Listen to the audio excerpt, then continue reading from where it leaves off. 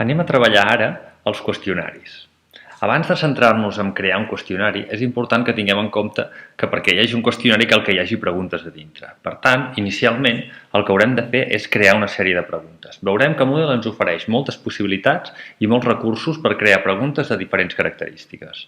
Per fer-ho, simplement em poso aquí a la part d'administració i vaig aquí que diu banc de preguntes. Obro el desplegable i puc triar diferents opcions. Importar preguntes d'altres cursos Moodle, exportar-les, perquè jo tinc les preguntes en un curs i les vull posar en un altre curs, i llavors tinc dues parts interessants. La primera, que és de preguntes, que és bàsicament on faré les preguntes, i la segona, que és de categories, que em permet classificar-les. Si em poso aquí a categories, vosaltres només en tindreu una de categoria. I la idea és que, a mesura que jo vaig tinguent més i més preguntes, és interessant que les pugui classificar. Per exemple, a primària, si treballeu uns quants professors dins un mateix curs perquè els alumnes tinguin la informació centralitzada, és interessant que poseu etiquetes a les vostres preguntes, perquè així les podeu anar segmentant. Per exemple, jo ara aquí tinc una etiqueta d'endevinalles, una altra de vocabulari d'anglès, doncs ara podria fer-ne una altra, per exemple, que seria tecnologia.